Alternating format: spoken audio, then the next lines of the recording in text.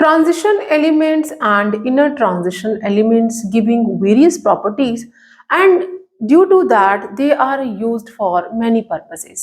यहाँ पे हम एक क्वेश्चन देखेंगे that is for the coming board exam class 12th chemistry, and this question for the section E because it is having a 5 sub parts. So let's see what is the first part. Identify an alloy consisting of approximately 95% of lanthanide metal. ऐसा alloy है जिसमें कि 95% lanthanide, कोई भी lanthanide metal हो सकता है, used to produce bullet, shell and lightning flint.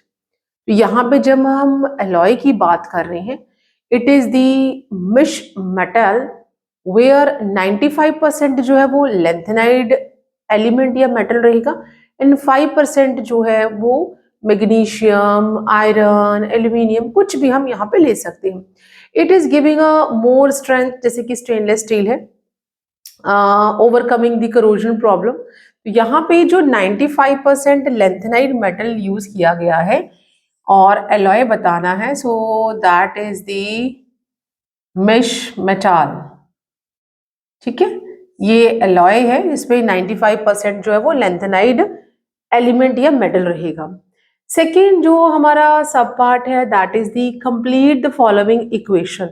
हमने यहाँ पे पोटेशियम परमैंगनेट का जो रिएक्शन है वो एसिडिक मीडियम में हो रहा है and that is for the nitrides. Acidic medium में जब पोटेशियम परमैंगनेट जो है वो रिएक्ट करेगा नाइट्राइट के साथ, तो हम वी विल गेट नाइट्रेट्स. इसे कंप्लीट करना है. So the reaction is that this is already given to us. यहाँ पे जो पोटेशियम परमैंगनेट है और एसिडिक मीडियम में ये रिएक्शन हो रहा है, plus we are having 5 molecules of nitrites. So when we have to be complete this, what we will get? We will get here, ये जो हमें सेकेंड ऑक्सीडेशन में मैग्नीज आयन मिल जाएगा, plus we are getting same 5 molecules of nitrates now, and we are getting the 3 molecules of water. Because यहाँ से हमने 2, 4, 8 और हमने यहाँ पे जिसपे से कि 5 यूज कर लिए हैं और 3 बाकी रह गए, 8 हो गए और हाइड्रोजन यहाँ पे 6 थे, तो ये हमारा बैलेंस और कंप्लीट हो गया. Now the C part is that give 2 example of interstitial compounds. जो हमारे ट्रांजिशन एलिमेंट्स होते हैं, they are having empty spaces in their crystal lattice. तो वहाँ पे जो स्मॉल हमारे स्पेशली एलिमेंट्स होते हैं, carbon, boron, nitrogen, oxygen, they are getting filled there और वो ज़्यादा स्ट्रॉन्ग हो जाते हैं. तो वैसे हमें, और ये जो प्रॉपर्टी है दिस इज फॉर दी जो इनर ट्रांजिशन एलिमेंट्स हैं उनकी है. तो हमने यहाँ पे 2 एग्जाम्पल देने हैं.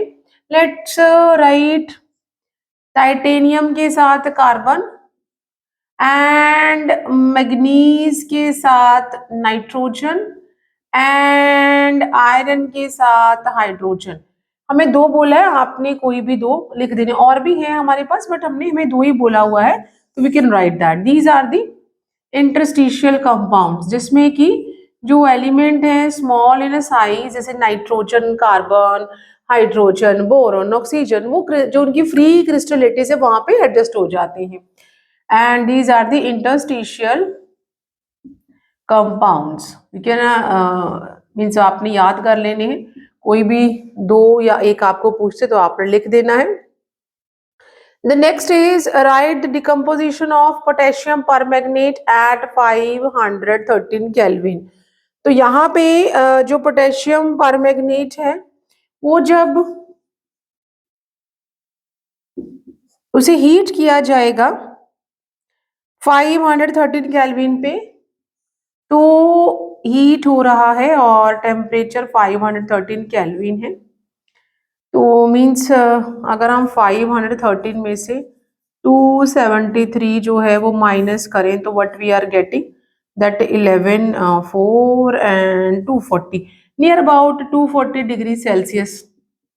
टेम्परेचर, इतनी हाई टेम्परेचर पे इसको हीट करेंगे तो ये डिकम्पोज हो जाएगा और थर्मल डिकम्पोजिशन हो रहा है because we are providing the heat.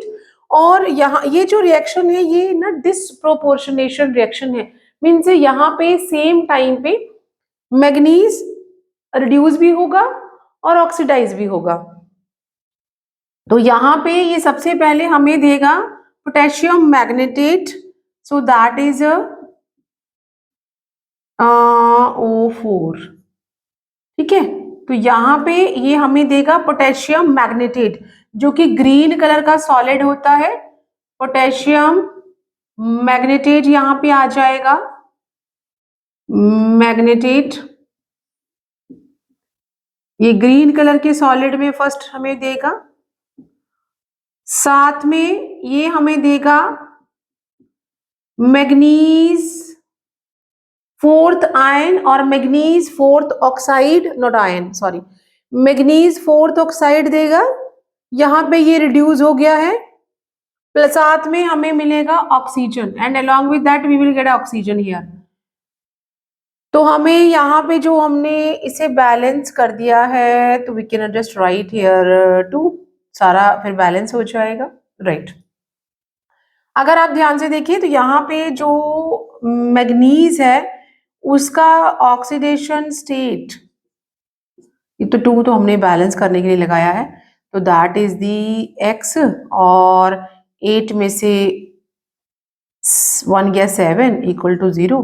And यहाँ पे इस पोटेशियम परमैंगनेट का जो यहाँ पे या हमारा जो मैग्नेटेट आयन है या जो मैग्नेटेट है या मैग्नीज है उसका यहाँ पे जो ऑक्सीडेशन स्टेट है, मैग्नीज यहाँ पे 7 ऑक्सीडेशन हाईएस्ट ऑक्सीडेशन स्टेट पे अवेलेबल है।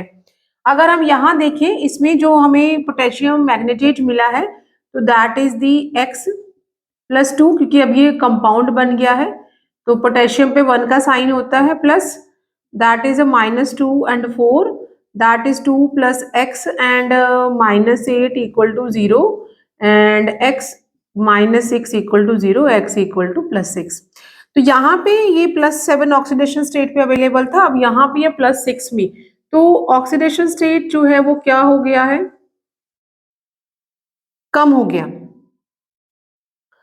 तो means from 7 we are getting 6 2 1 and X and 4 8, तो यहाँ पे 7 से ये 6 में चला गया है, कम हो गया है। और यहाँ पे हम ध्यान से देखिए तो that is the X plus -2 4 equal to 0, X equal to 8।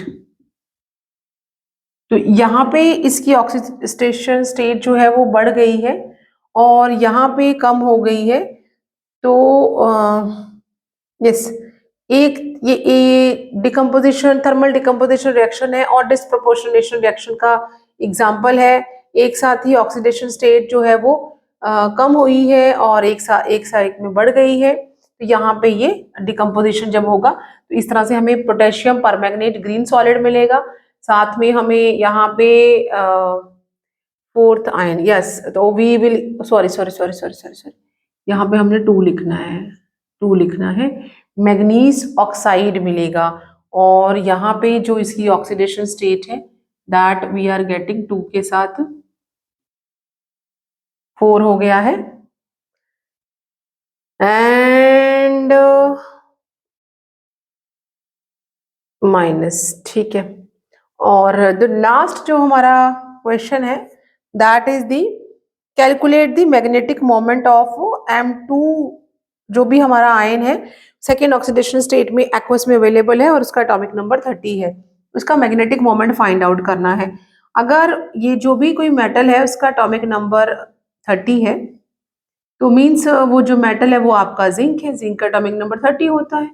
और इसकी जो इलेक्ट्रॉनिक कन्फिग्रेशन ग्राउंड स्टेट पे है that is argon 4s2 3d10, और ये अभी एक्वस में सेकेंड ऑक्सीडेशन स्टेट पे अवेलेबल है।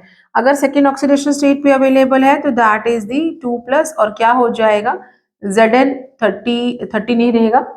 अब हमने यहाँ पे 30 नहीं लिखना, हमने लिखना है कि सेकेंड ऑक्सीडेशन स्टेट पे अवेलेबल है। तो ये हो जाएगा आर्गन, और 4s0 और 3d10। अब अगर आप डी में देखें तो डी में कोई भी अनपेयर्ड इलेक्ट्रॉन अवेलेबल नहीं है एंड यहाँ पे 0 है। जब हम मैग्नेटिक मोमेंट फाइंड आउट करते हैं that is equal to root n+2 Bohr magneton, और यहाँ पे n जो है वो अनपेयर इलेक्ट्रॉन है। अगर आप ध्यान से देखिए 10 है, फुली कंप्लीट है, n 0 है, n यहाँ पे 0 है, तो जो मैग्नेटिक मोमेंट है दैट इज 0। और कंपाउंड कैसा हो या जो हमारा आयन है वो टोटली डायमैग्नेटिक है because of the non availability of the unpaired electron.